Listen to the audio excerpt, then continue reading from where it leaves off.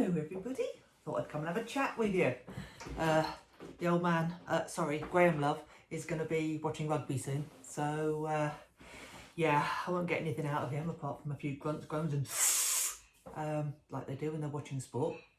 And just for a change, it's raining. Oh my goodness. Which actually brings me around to what I wanted to talk to you about, because I think you're going to be impressed at my genius just for a change. I want to talk about one of those subjects that you see quite often on Agility Net. You know, those subjects? Yeah. Don't worry, it's not which vacuum cleaner. So we're going to leave the Dyson versus Shark debate where it belongs. It's not pet insurance either, which you'll also be so glad about. It's what you wear on your feet to do agility, especially in this kind of weather. What are the best trainers? Just like there's a one-size-fits-all answer. Yeah. If we think about what our criteria are for footwear when we're doing agility, we want ones that are comfortable. Yeah, preferably so we can actually wear them, move in them. Non-slip, very, very, very, very important. Ones that make you run like Usain Bolt, they help. Ones that make you remember the course, you know, any of those inbuilt things are great. And my trainer of choice for the last couple of iterations has been good old Salomon Speedcross. They are mostly great. I don't fall over when I'm wearing them. I don't really run anyway, so, you know, but if I did, I probably wouldn't fall over. The only problem I've got with Salomons is that they are narrow. They have got little tiny pointy pixie toes on them. They might as well call them winkle pickers as far as I'm concerned. They're little narrow things. And I want to know who they actually fit. It would be nice to know. That person must exist. But as I say, the grip is fantastic on them, and I love the laces because they're all sort of high tech and there's a little thing to stick the extra bit of lace. People who've got them will know what I'm talking about. I just really like them.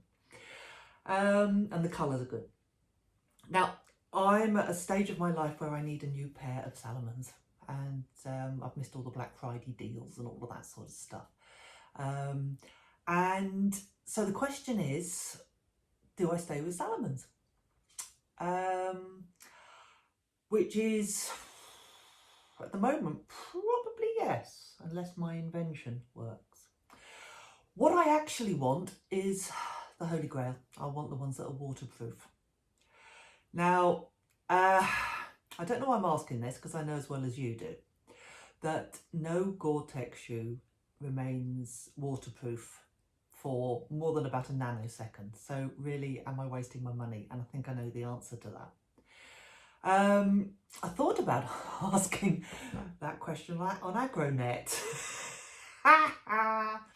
And because you know the responses that you'd get, wouldn't you? You'd be told by some responder that they are wide enough and that they are waterproof infinity. Yeah, because the author of that particular comment has got little dainty slivers of skin and bone for feet, and they happen to live in the Atacama Desert. So yeah, you haven't really tested them, have you, you freak? Thanks. The other thing I would be told is to get waterproof socks instead. Don't you think I've been there? Don't you think I've bought every single brand of waterproof sock that has ever been brought out? Now, having said that, in the early days, sealskins were the first ones that I tried, and they turned up and they were basically, they couldn't change their shape. If you wanted to move your ankle, you didn't have a chance. So they were like two thick socks, one inside the other, but in between the sock layers was just a giant crinkly condom or something. Don't know what it was, but it was waterproof.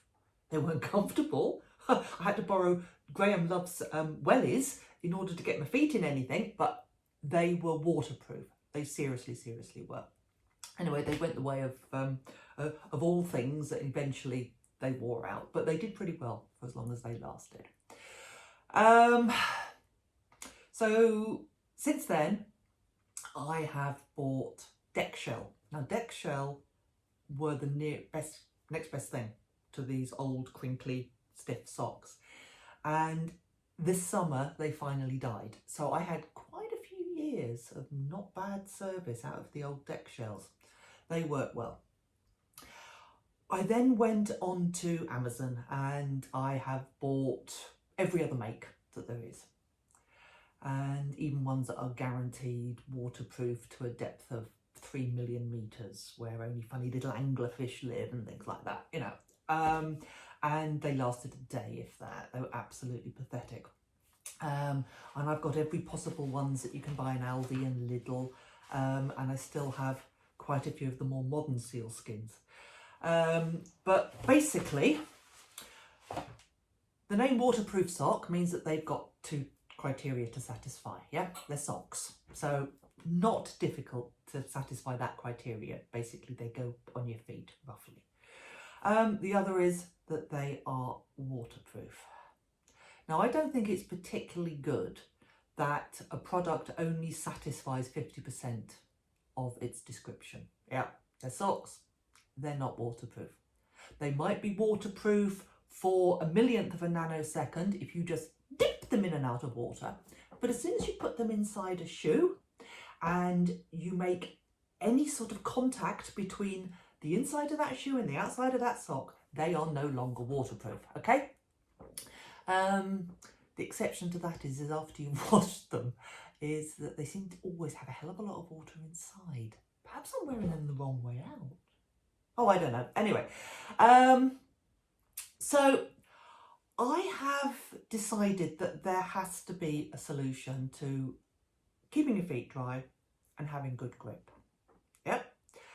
And yeah, I just don't like falling on my arse on slippery ground. I've done some agility shows where I've gone down so hard and the splat has just been resounding. There's been a crater there for weeks afterwards. And I remember one particular show where I went right onto my back.